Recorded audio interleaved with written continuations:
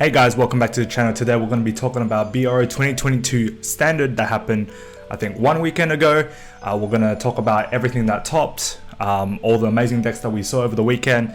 And for me, I just want to give a big shout out to Bushiroad, all the judging staff, and everybody who operated behind the scenes for BRO2022. Was an amazing experience as always. Obviously, you know, it wasn't the greatest season for me, but I still enjoyed every moment of it, getting to see, you know, all these amazing decks that topped, as well as, you know, having those personal talks with everybody. So big shout out to Bushiroad and everyone behind the scenes for that.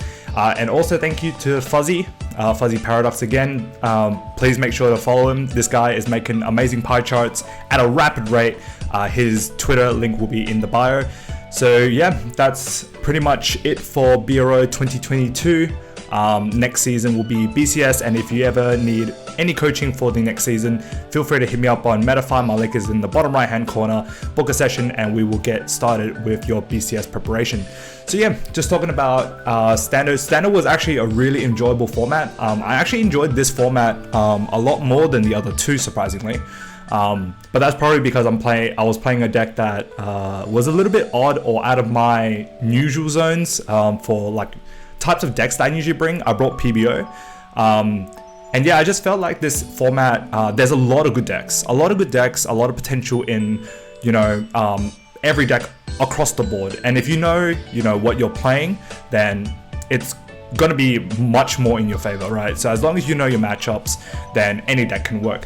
And as you can see, you know, for AO, we have 3 Gravidias and then pretty much one of decks. So you have 1 Kai, 1 Nirvana, 1 Prison, 1 Grateful Bruce, and 1 Gravesorger.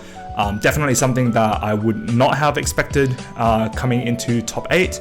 But you know, those players who bring their personal picks will definitely see results. So yeah, congratulations to all the top 8 players. And then breaking down the top 4, Art came first with Kyrie, and I think this is Kyrie Friends. We'll get to see the decks very soon. Second place was Suo. He just was that close from making a 3-peat. So Steven, congratulations my man, you're an absolute beast this season. He played Nirvana. Third place was Franz with Gravidia, and fourth place was Adrian Barber Gecko State with Grade 4 Bruce. So congratulations to all 4 of you. And just checking the deck list, we have Kyrie. So Kyrie is the Kinky build. So not playing Calfee, playing the 15k shield grade 2, and then I think upping the rate of Kyrie's just to have that more effective, which is pretty good. Playing the 1 Sweet X Sweet order, which is quite interesting, but otherwise everything else is quite self-explanatory. So yeah, congratulations to Art. Second place was Steven. He played a very, you know, stock standard Nirvana deck. I remember we had a chat about this just before he submitted his deck, and yeah, he was like, damn, Urja sucks because it has to work on the grade 3 Nirvana, but luckily enough, there were many situations in the tournaments that he played where Urga actually was effective on grade 3. I would probably swap that for just a normal Virina. Playing 1 Virina feels a little bit, you know, greedy, especially if it hits the damage zone or you draw it in the early game. You don't get the +1 off the rad line. But otherwise, I remember we were talking about this heal. He plays 4 of it. He said that he was quite concerned about Bastion and Bruce, so which is why he played the restanding heal instead of, you know, the crit heal to deal with Gravidia and Prison. So he definitely expected to see more Bastion and Bruce, which is why he played the heal, which is pretty cool. Yeah, so that's Steven's list. Congratulations, Steven. This is Franz's list with Gravidia, very self-explanatory. Actually, this is probably like something that I would run. I think the only thing I run different is the Shurgo. In my own list, I play the Barringer, so I don't play the Shurgo to return stuff because I feel that it's like uncompressing your deck after you've compressed it. It just feels weird, like at every point in the game, but I kind of understand, especially if you're playing, you know, heavy blasting meteors like within your first 2 turns of grade 3, then I can understand, you know, recycling this so that you can persona ride the 3rd time, get your meteors, and then get going again. and it kind of keeps the late game pressure just so that you can recycle your meteors, which I kind of understand. So yeah, congratulations friends. And then 4th place, this is Adrian Barber's list, playing grade 4 Bruce, playing the Megan. I probably should play Bruce. I think I've seen a lot of decks play Megan. Still playing Derek's and playing Leonard as well. I guess this puts on early pressure to kind of get advantage. But yeah, no protobulbs, none of that, you know, drawing stuff, aggro face decks. And yeah, playing full dives, pretty cool. So not going into the Swirler Pandemonium kind of route. So yeah, we actually see a lot of this type of deck in JP. So yeah, very, very cool. I'm surprised actually, I don't actually see many grade 3 oriented Bruce decks. But I guess, you know, people like grade 4s. So yeah. Jumping into EU. EU was a very waifu distribution. So 2 Prison, 2 Bavsagra, which is something we didn't see in the BSF season.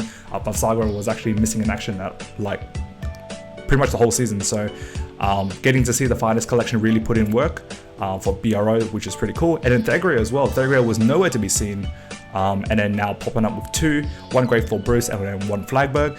And then one of the Thegrea was actually David Vetch. So Muzrax, he ended up going into Shop Challenge, investing his time in Shop Challenges, you know, getting your buy cards for BCS season. And then the distribution actually got replaced by a Greedon. And funnily enough, the Greedon came first. So funny story, I think I woke up after my nap. And then Chusai messaged me and it was like, yeah, finals ended in 3 minutes. So I was like, wait, what? Greedon won in 3 minutes? So yeah, Greedon came first. Nils, congratulations, my man. Beating Manlong, one of my Hong Kong friends, playing grade 4 Bruce. And then Kai is no longer a washed up WCC member. He finally got his top, coming 3rd with Prison. And then 4th was Zephy with Flagberg. So I'm the washed up one now. He got his top. So yeah, congratulations to everybody. So looking at the Greedon list, I think a lot of people kind of underestimate this deck. Getting, you know, Dofund in the Fighters collection as well as the grade 1 Zito. This makes it so that you soul charge without decking out, which is I think one of the problems that Greedon kind of saw, you know, in the previous builds. And then, you know, if you just hit crits, then, you know, you're a good player, you know. But yeah, I think this list is pretty cool. I'm definitely going to experiment with it at locals just to see how good the deck really is. But I mean, if you're coming first and you're just bubbling off top 8, then the deck must be good. So yeah, congratulations Neil. 2nd place with Manlong. Manlong, he played grade 4 Bruce. I think this is very similar to Adrian Barber's list, except he doesn't play Leonard. So replacing with the put into Soul plus 10k, you know, making your Vanguard a little bit beefier so that it's harder to guard. And then yeah, just maxing out on the Doba for extra power, and then again playing the full Hellblast full dive. So yeah, really, really cool. I think he also played the restanding crit. I think this is for the Bastion matchup because I do know that Bruce and Bastion really hurt. And I think this also is for the Nirvana matchup, especially if they jump. If, you know, say Bruce goes first and then they jump into Mahar, then, you know, this really helps with the Esperadia, you know, towards the mid game. So I kind of understand that. And yeah, the deck is really good. So congratulations Manlong, for doing so well actually over the last 2 BRO weekends. Absolutely amazing. 3rd place was Kai. Kai's list, yeah, very pure light as it is, but plays this grade 1 Riot Beeble. So if your Vanguard is grade 4 or greater, this gets 15k shield, so it's like a 20k shield grade 1. Quite interesting, you know, bumping up the defense of this deck. You know, you still have, you know, your front row stuff like, you know, your Cuff Springs, your Turquoise, your Macarites, and then this just gives a little bit more beef into your deck defensively. So I kind of understand that, and otherwise everything else is the same. Playing one of the grade 2 Nullify, which is pretty cool, but otherwise everything else is quite good. So congratulations Kai, you finally got your top, good stuff. And then 4th, so Flagberg. So Flagberg was definitely one of the decks that I expected. This deck runs the Flagberg line, so not the Zorga line, which I think a lot of people have been trying to experiment with. playing with like heavy orders and then using the ride line to kind of filter through deck, and then, you know, ditching your orders and draw 2. Opting to run the crit heal, kind of understand, especially if you're playing against Greedon. Greedon just kind of nukes your board, puts on a lot of pressure, so this card really helps out in that matchup. But otherwise, everything else is pretty cool. Plays this grade 1, I guess just for extra shield, which is quite understandable. And then just everything else is as flagbergy as it gets, so congratulations. Alright, jumping to NA. NA top 8 standard was 3 Greedon, 2 Kari, 1 Bruce, 1 Bastion, and 1 Tamayura, which is quite interesting. I didn't expect Tamayura at all. I played Tamayura, I think, the first round of AO, and it was actually quite scary because it just scales as it goes. Like playing, you know, with Persona Right, it's like 1.5 Persona Rights every turn, which is quite scary. And then, you know, 5 attacks. So very, very cool deck. And then just looking at the top 4, so Kagze coming first with Greedon, G coming second with Greedon, there was Adrian Baba again with grade 4 Bruce, and then 4th was Yusha with Kairi. So Kagze's list plays Greedon Peters at 3, which is quite interesting.